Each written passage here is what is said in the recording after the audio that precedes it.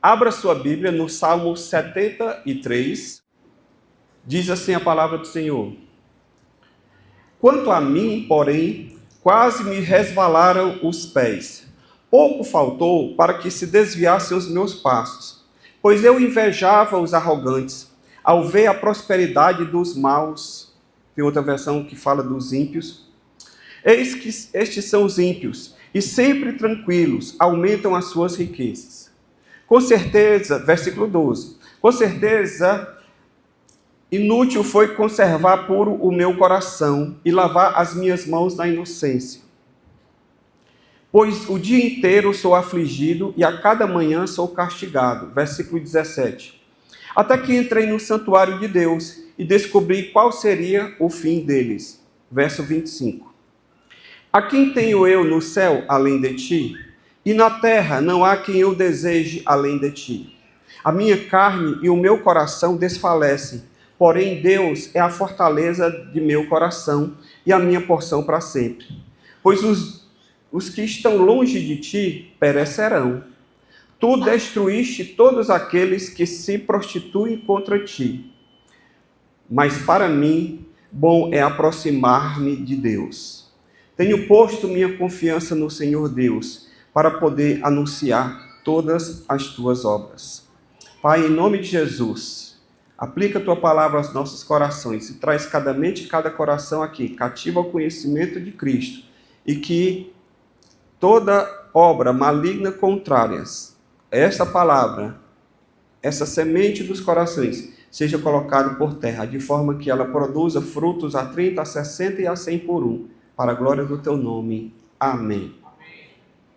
O Salmo 73 é um testemunho do próprio salmista de uma crise espiritual honesta, ou seja, ele passou por um momento de dificuldade, porque ele estava passando por dificuldades na sua vida, e quando ele começou a comparar a sua vida com pessoas ao seu redor, pessoas que inclusive não conheciam a Deus, ele começou a achar que estava servindo a Deus em vão. Por quê? Porque aquelas pessoas que, em tese, não amavam a Deus, não serviam a Deus, não criam em Deus, que são chamados de ímpios, para ele estava tudo muito bem, obrigado. Suas riquezas prosperando, sua saúde em dia, enquanto que ele estava ali naquela luta. Então ele passou por esse momento e ele expressa aqui no Salmo 73 essa crise. Ele é honesto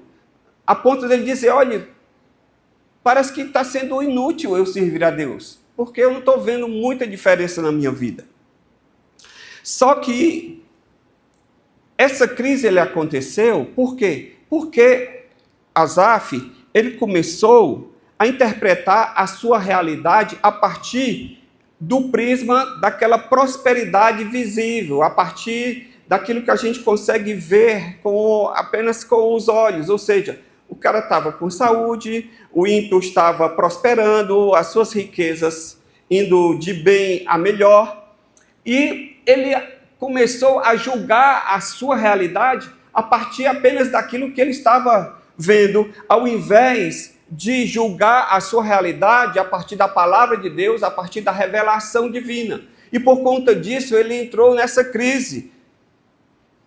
E o que foi que aconteceu para ele sair dessa crise?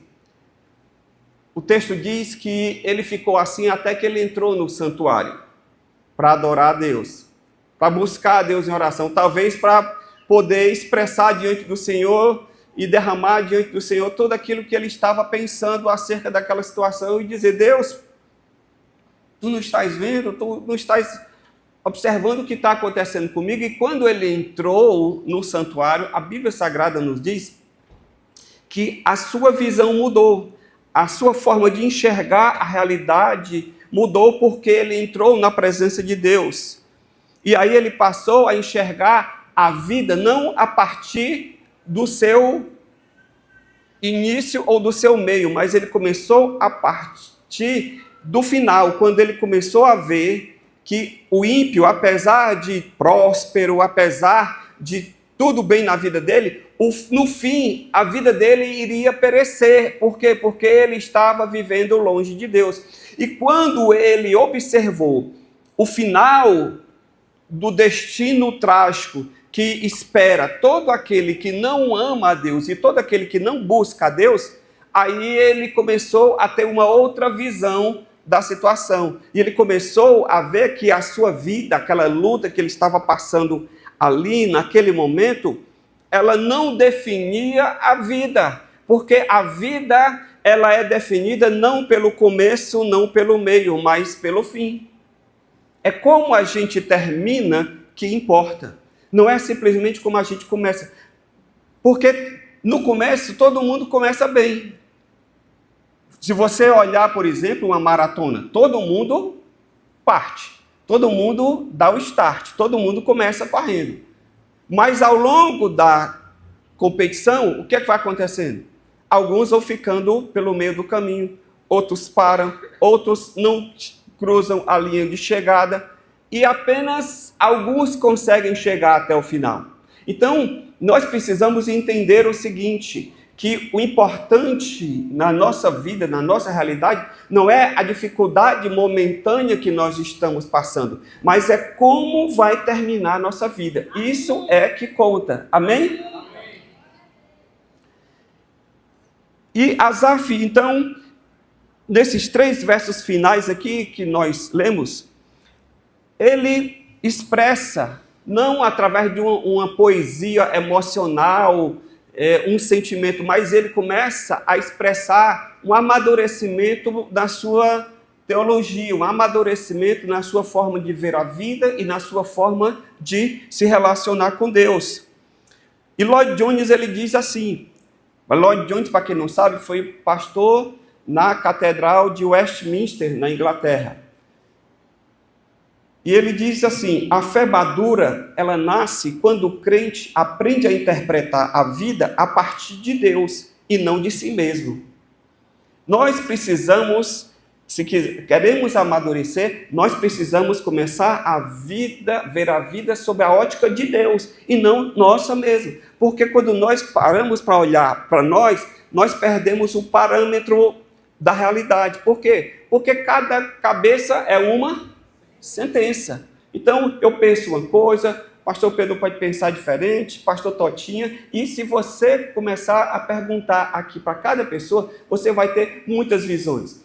E o importante não é a minha visão, é eu olhar a partir de mim mesmo, mas eu olhar a vida da perspectiva de Deus. Amém? E é sobre isso que a gente quer hoje, nessa manhã, falar. Então, ele destaca 3 verdades finais nesses versículos aqui de encerramento do Salmo, que eu queria destacar para a nossa meditação nessa manhã. A primeira verdade que eu queria destacar, ela está no versículo 25, quando ele diz, a quem tenho eu no céu, senão a ti? E na terra, não há quem eu deseje além de ti. Queridos, uma verdade que você precisa levar para a sua vida hoje e para o resto dos seus dias é que a nossa verdadeira riqueza, ela não está nas coisas, mas ela está em Deus. Amém? A nossa verdadeira riqueza é o Senhor. O resto é acréscimo. Diga aí. Diga assim para a pessoa que está do seu lado, a sua verdadeira riqueza é Deus. O resto é acréscimo. Asaf, ele faz essa pergunta, mas é uma pergunta simplesmente retórica. Ele não está querendo obter uma resposta. Ele não está querendo obter uma informação quando ele diz, a quem tenho eu no céu além de ti? Mas ele está querendo expressar uma relação de exclusividade com Deus. Ele diz, olha Senhor, eu só tenho a ti. Em outras palavras, eu não preciso nada mais do que o Senhor. O Senhor já é a minha riqueza. O Senhor já me basta. Ter o Senhor é tudo aquilo que eu preciso. E o resto é acréscimo. É mais ou menos o que Jesus diz lá em Mateus 6,33, quando ele diz, buscai primeiro o reino de Deus e a sua justiça. E todas as demais coisas vos serão acrescentadas. Então, a essência da vida e da riqueza é o Senhor. E tudo mais que você tiver, obtiver, angariar nessa vida, vem como acréscimo, vem como, para o pastor Pedro que gosta de espanhol, vem como regalo, né? Vem como presente. Amém? No hebraico, o verbo desejar, ele comunica, quando ele diz, a quem tenho eu no céu além de ti? E não há na terra quem eu deseja além de ti. Ele está querendo expressar um deleite profundo em Deus, um prazer intencional. Ele está dizendo o seguinte, Senhor, eu tenho prazer em ti, eu me deleito em ti, eu me volto intencionalmente para o Senhor. Asaf, ele afirmou que nenhuma realidade, ou celestial ou terrena, é mais importante ou pode competir com Deus. Aprenda isso. Na sua vida, nada pode competir com Deus. Nem o seu cônjuge, nem o seu filhinho dos olhos azuis que você ama tanto, que diz assim, bilu, bilu, coisinha tão bonitinha do pai, e é mesmo. Mas nada pode competir com Deus. Porque não há nada nessa terra que consiga preencher a sua vida inteiramente além do Senhor. Amém. Às vezes, nós projetamos a nossa vida no nosso cônjuge, na nossa carreira, no relacionamento, num filho, no sonho que a gente tem com aquele filho, que ele vai ser aquilo que a gente não conseguiu ser na vida. Mas deixa eu te dizer, nenhum relacionamento humano, nenhuma conquista, nada disso consegue te preencher por inteiro. Porque isso preenche parte do seu ser, parte da sua vida. Mas o todo, para te fazer pleno, feliz e satisfeito, realizado integralmente, só Deus pode fazer. Amém? Então Asaf, ele concluiu que a sua crise ela nasceu quando ele começou a colocar os benefícios de Deus acima da pessoa do próprio Deus. E é esse o nosso problema, que muitas vezes nós nos apegamos aos benefícios de Deus, aquilo que Deus nos dá, aquilo que o Senhor acrescenta à nossa vida, e começamos a amar e nos apegar a essas coisas acima do próprio Deus. E aí nós entramos em crise. Agora, qual é a solução, pastor? A solução para a sua fé se estabilizar é quando você entende o seguinte, que Deus deixa de ser um meio e passa a ser uma finalidade. Deus não pode ser um meio na sua vida. Deus tem que ser o fim. Deus não pode ser um meio de você alcançar coisas. Você não pode adorar a Deus com o objetivo de ser abençoado. Porque existe no meio cristão uma teologia equivocada. Qual é? Quando diz assim, olha, traga a sua oferta que Deus vai te dar 100 vezes mais. E aí você, que é do mercado financeiro, você diz, epa, peraí, no meu banco, eu hoje estou conseguindo no máximo 1%, quando muito 1,5% se eu tiver muito dinheiro. E se eu aplicar no banco do céu, eu vou ter 100 vezes mais, então esse é um rendimento que eu não consigo aqui. Então eu vou aplicar no banco do céu. E aí você dá com a motivação errada. Por quê? Porque alguém disse que se você der, Deus vai te dar mais. E aí você começa a colocar as bênçãos de Deus no lugar de Deus. E você tem que entender que o Senhor é a sua finalidade e não um meio de você obter coisas. Amém? John Piper, ele fala o seguinte, Deus é mais glorificado em nós quando nós estamos mais satisfeitos nele. Quando é que você glorifica a Deus? É quando você dá o glória a Deus, o aleluia? Também. Mas Deus é mais glorificado quando você está satisfeito em servi-lo. Você está satisfeito em se relacionar com Ele. Quando você está feliz por desfrutar de um relacionamento pessoal com Ele. Aí Ele é glorificado na sua vida. Amém? O salmista, ele disse aqui no Salmo 42, versículo 1, ele diz assim: como o servo anseia pelas correntes das águas, assim a minha alma suspira por ti, ó Deus. A minha alma tem sede de Deus, do Deus vivo. Quando entrarei e verei a tua face. Sabe o que é isso? É palavras de alguém que expressa sede de Deus e não das bênçãos de Deus.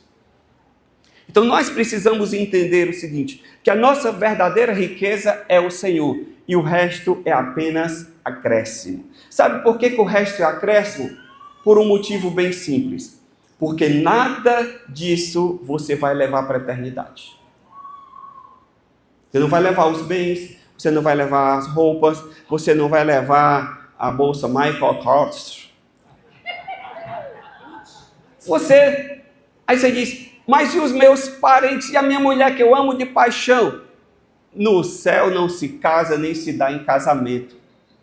Então, no céu, você vai estar tão preenchido com o seu relacionamento com o Senhor, que os outros relacionamentos que nós nos apegamos tanto aqui na terra, eles vão alcançar um novo patamar, que você não vai ter mais aquele tipo de relacionamento. Que bom que você vai estar lá com o seu cônjuge, com os seus filhos, com os seus parentes, mas você tem que entender que o seu relacionamento no céu, ele vai atingir um novo patamar. Por isso que tudo mais aqui acresce. Se você tem uma família saudável, maravilha. Se você tem a oportunidade de investir na sua família e participar do acampamento, bom, você tem a oportunidade de desfrutar de coisas, maravilha. Mas entenda, nada disso vai para a eternidade.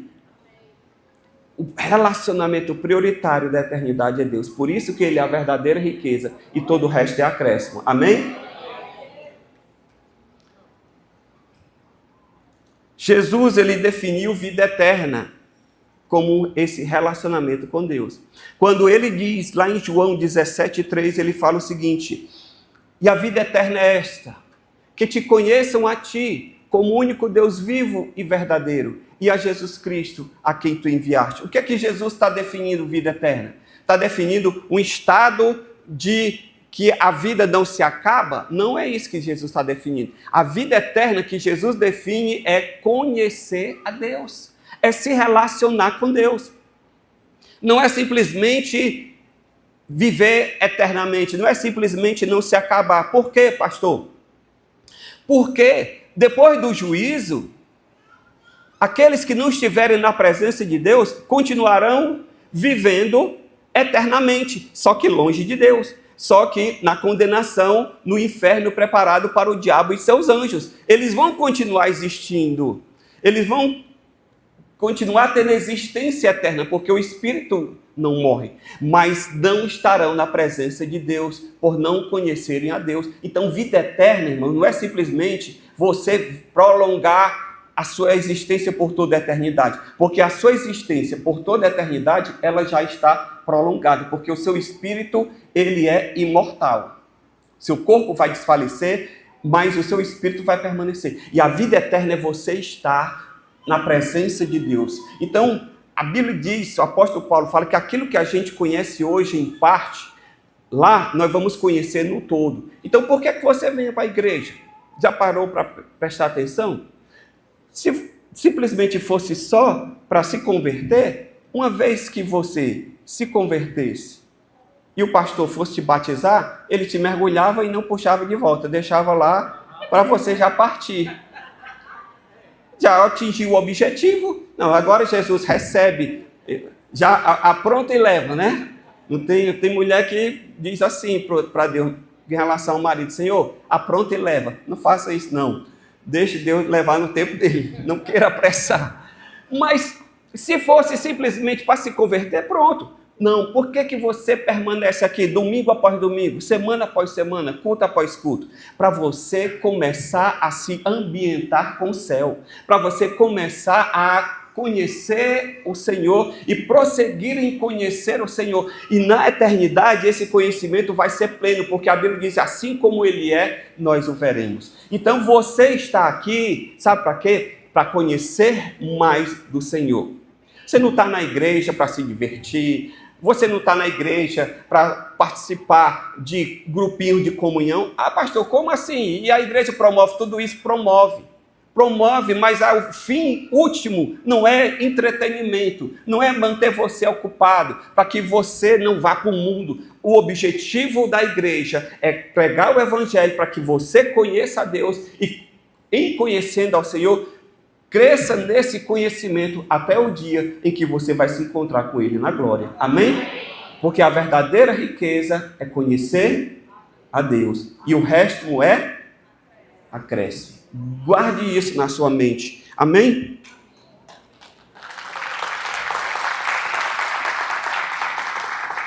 A W. Tozer, um pastor canadense, ele disse assim: Cristo não é parte da vida cristã.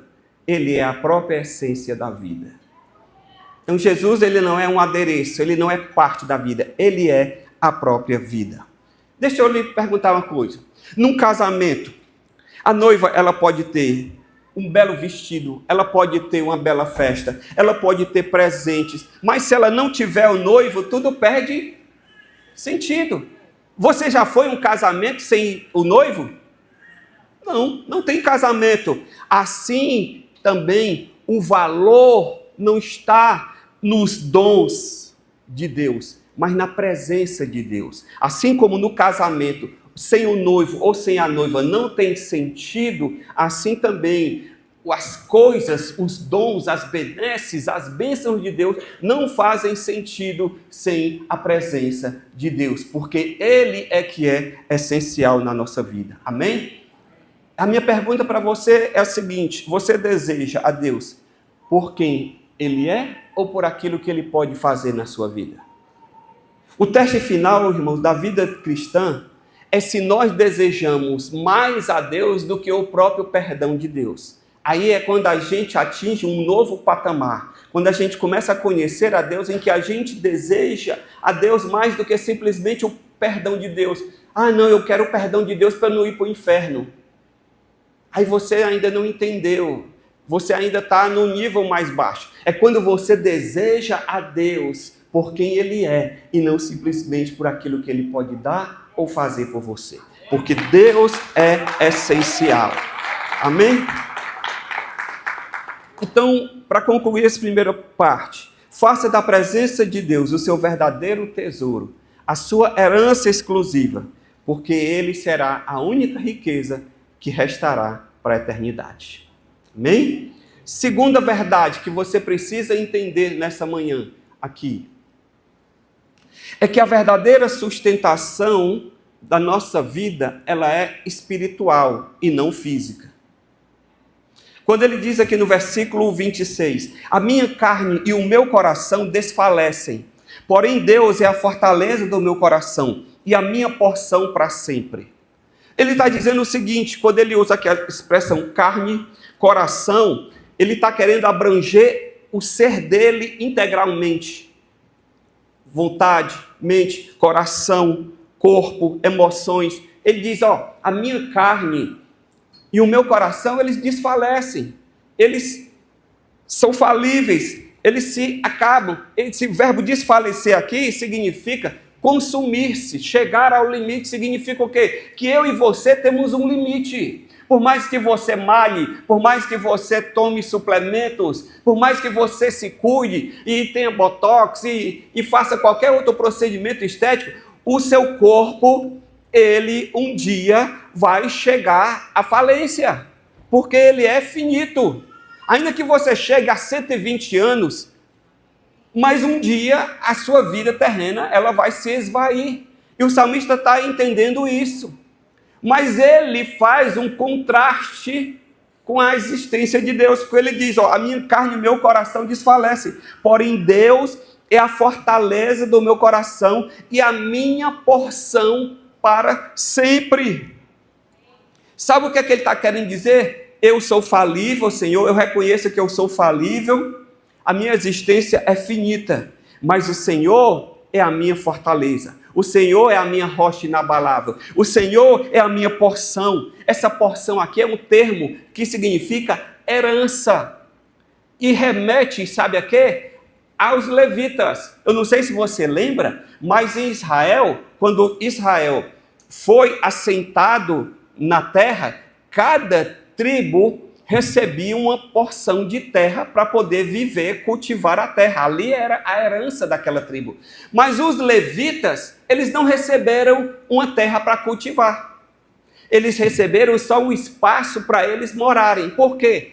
Porque o Senhor disse, a herança dos levitas sou eu mesmo. Eles vão viver em função do trabalho do tabernáculo, da adoração, de preparar os sacrifícios. Então, o levita não precisa de terra para cultivar, ele precisa só de um cantinho para morar, porque ele vai sobreviver das ofertas que as outras tribos trouxerem para o tabernáculo, para a adoração, porque eu serei a herança deles, eu serei a riqueza deles. Então, você precisa entender o seguinte, que a verdadeira estrutura que sustenta a nossa vida, ela não é física, ela é espiritual. Talvez ainda você não entendeu, então vamos lá. Isso que a gente tem aqui na terra, eu consegui estudar, eu consegui prosperar, hoje eu tenho casa própria, eu tenho um bom emprego, eu tenho aplicações na Bolsa de Valores, eu tenho muitas coisas que eu consegui criar uma estrutura em torno de mim mesmo que me dá uma velhice tranquila. Poucos brasileiros têm isso. A maioria está correndo atrás, né? Quando você encontra uma pessoa que faz muito tempo que você não vê, e aí, fulano, como é que está isso? Estou correndo. É um leão, matando um leão e deixando o outro amarrado para poder o dia de amanhã. Então, assim, está todo mundo correndo, tentando criar estruturas. Mas eu quero lhe dizer o seguinte, o que sustenta a tua vida, a tua estrutura verdadeira, ela não é física, ela é espiritual. Quando o salmista, ele fala que o meu corpo desfalece, o meu coração vai se esvair, mas o Senhor é que é a minha fortaleza e Ele é que é a minha porção para sempre. Ele está dizendo o seguinte, o que sustenta a minha vida não é essa estrutura física que eu consigo criar aqui. O que sustenta a minha vida e a sua vida é a estrutura espiritual que você consegue estabelecer na sua existência. Por quê, pastor? Porque essa sua estrutura física, ela te garante vida, conforto, qualidade de vida, enquanto você estiver aqui. Mas a tua existência aqui é 70, 80, 90 anos, no máximo. Mas você tem uma eternidade pela frente. E nessa eternidade, essas coisas ficaram para trás. E o que vai definir teu destino eterno é onde você construiu a tua vida. O que é que te manteve de pé nessa vida? Foi aquilo que você conseguiu angariar ou foi o teu relacionamento com Deus? O Senhor precisa ser a sua estrutura de sustentação. Diga para a pessoa que está do seu lado aí, o Senhor é a tua herança. Amém? Então, nossa segurança não está naquilo que é visível. Nossa segurança está naquilo que é eterno. Ainda que não seja visível. Charles Spurgeon, chamado o príncipe dos pregadores, ele fala, a fé verdadeira repousa na imutabilidade de Deus, não na estabilidade humana. A estabilidade humana, ela não te dá sustentação para a eternidade. Somente a vida com Deus te dá essa estrutura para a eternidade. Então, pare de querer se segurar em estruturas humanas. Se apoie no Senhor. Faça do Senhor a sua herança. Faça como o salmista disse no Salmo 71. Em ti, Senhor, eu me refugio. Nunca seja eu confundido. Amém? profeta Abacuque, lá em Abacuque, no capítulo 3, no versículo 17 e 18, muito conhecido: ainda que a figueira não floresça, ainda que não haja fruto da vide, ainda que o produto da oliveira minta, todavia eu me alegrarei no Senhor. O que é que ele está dizendo? Que toda a estrutura, que era uma sociedade agrícola, que dependia daquilo que plantava, ele disse, ainda que as plantações não dê nada na safra, ainda que os animais que produzem mantimento e leite também no curral morram, desapareça. Essa estrutura que dá suporte à nossa sobrevivência, ainda que isso falhe, todavia me alegrarei no Senhor. Abacuque entendeu que a verdadeira estrutura que sustenta a nossa vida, ela é espiritual, ela não é física. João Calvino, reformador protestante, ele diz que a fé triunfa quando não há apoio visível algum. A verdadeira fé, ela triunfa quando não tem apoio visível, quando a gente não está mais dependendo daquilo que a gente pode tocar, ver, dizer, Senhor, agora é só o Senhor. Aí é que a fé verdadeira entra em ação. Porque enquanto a gente tem apoios, enquanto a gente tem uma carta na manga para que a gente usar, a gente não está exercitando fé. A verdadeira fé é a dependência completa e absoluta da pessoa de Deus. Tudo que é físico, tudo que é emocional, tudo que é financeiro é temporário. Então, essa estrutura aí, tudo é temporário. Vai ficar, seu corpo vai envelhecer, as suas forças vão falhar. É por isso que R.C. Sproul, teólogo reformado, que já faleceu, já partiu para o Senhor no ano passado, ele disse o seguinte: o que não é eterno jamais pode sustentar eternamente. O que não é eterno jamais pode sustentar eternamente. Portanto, não construa a sua esperança naquilo que passa, mas naquele que permanece. Amém?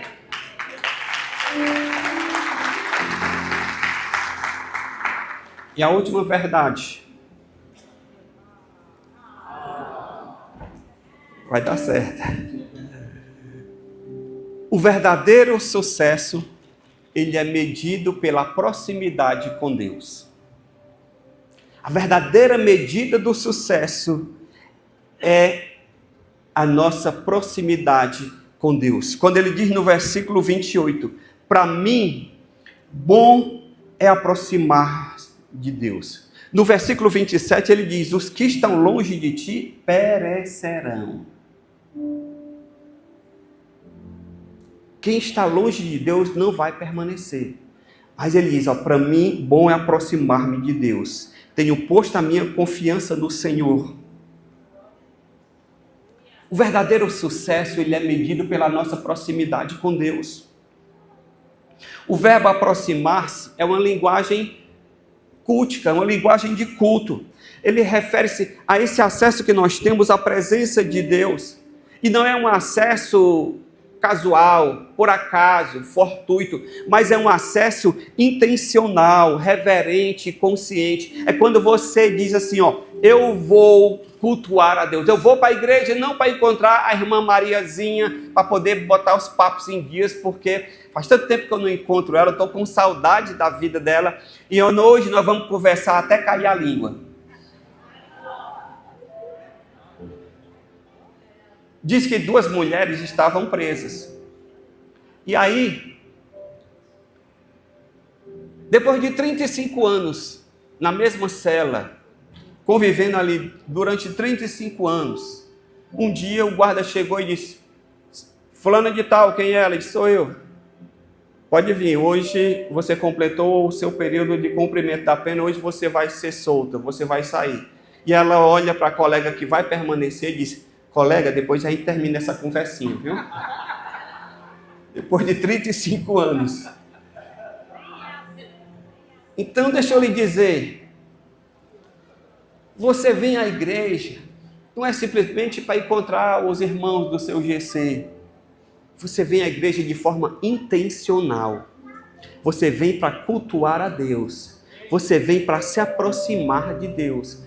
Porque você entende que o seu sucesso, ele não é definido pela sua conta bancária, ou pelo seu carro novo na garagem, ou pela sua casa, ou seu apartamento no condomínio lá do Alphaville.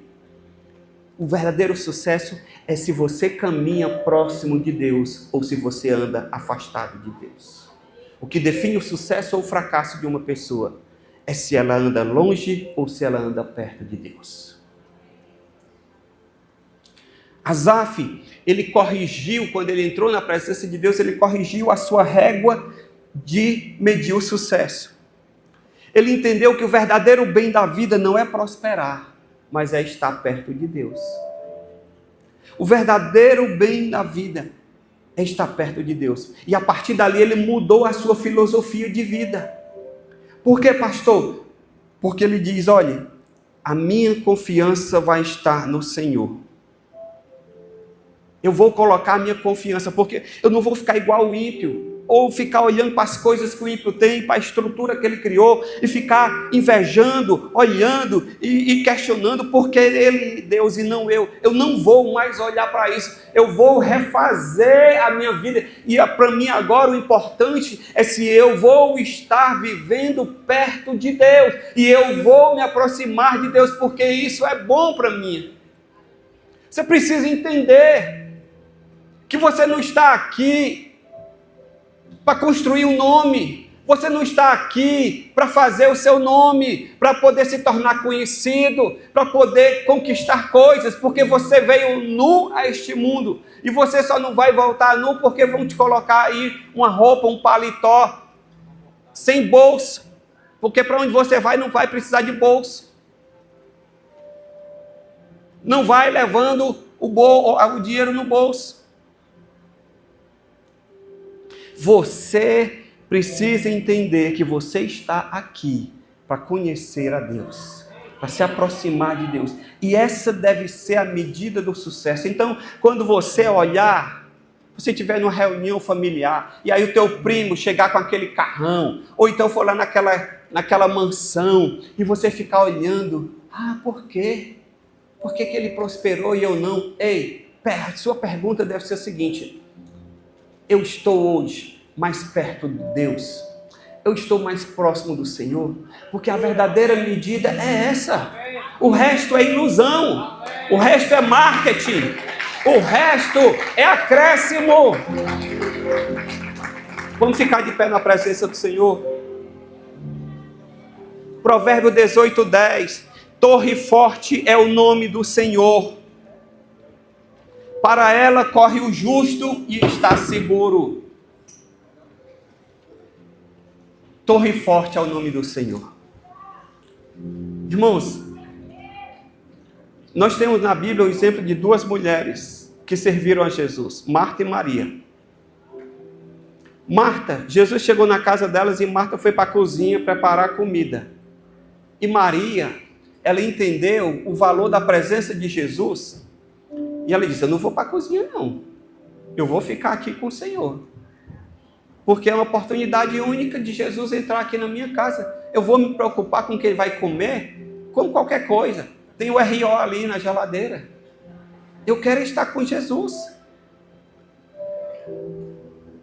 E Marta então se afoba com aquela situação e vai reclamar para o Senhor. E ela chega e diz, Senhor, tá vendo não, aí Maria aí, manda ela vir aqui para a cozinha ficar comigo. E o que foi que Jesus disse? Marta, Marta, por que te preocupa com tantos afazeres? Maria escolheu a melhor parte. Está próximo de mim, está perto de mim. Ei, irmão, você quer viver próximo de quem? Todos os teus relacionamentos nessa terra, por mais bem-sucedidos que sejam, eles estão limitados a esta terra. Na eternidade, só vai restar Deus. E aí, você está se aproximando dele? Ou você ainda está correndo atrás de estruturas, criar estrutura nessa vida? O girassol, aquela plantinha, aquela flor, ela vive voltada para o sol. Por quê? Porque longe do sol ela murcha, sabia? Por isso que ele é girassol, porque ele se vira para onde está o sol. Se o sol está ali, ele vira para cá. Se o sol vira para o outro lado, ele se vira para cá, naturalmente. Por quê? Porque ele precisa da luz do sol. Assim também a nossa vida espiritual, ela só floresce quando nós estamos próximos de Deus. Seja um girassol, queira se aproximar-se do sol da justiça, Jesus Cristo, nosso Senhor. Amém? Então não permita que o final, o objetivo final, o critério final da sua vida seja a obtenção de um sucesso externo, mas seja de estar próximo de Deus. E eu quero concluir com a afirmação de J.I. Packer, quando ele diz que desejar a presença de Deus é um sinal inequívoco de maturidade cristã. Você quer saber se você está sendo maduro? Não é quando você está falando em línguas estranhas. Não é quando você está profetizando. Ah, pastor, o senhor é pentecostal? Sou. Fala língua estranha? Fale. É a favor dos vasos dos profetas? Sou. Mas o sinal para medir a nossa maturidade cristã não é o exercício dos dons, é a nossa proximidade, é a nossa intimidade com Deus. Então queira ser próximo de Deus. Amém? O salmista ele diz, aprendeu que Deus é a maior riqueza que uma pessoa pode ter. Ele entendeu que Deus é a única estrutura de sustentação que nunca falha. E por fim ele entendeu que Deus é a medida do verdadeiro sucesso. Abaixe sua cabeça, feche seus olhos por um instante. Ó Espírito Santo, que privilégio poder ouvir a Tua palavra, meditar nela e ter a revelação verdadeira para as nossas vidas.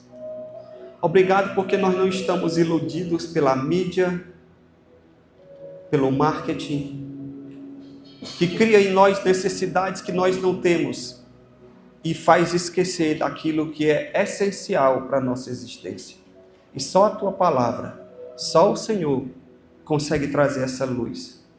E nós nos sentimos privilegiados nessa manhã, Senhor, por poder entender essas verdades eternas, que são verdades aqui no Brasil, na Índia, na China e em qualquer outro lugar do planeta.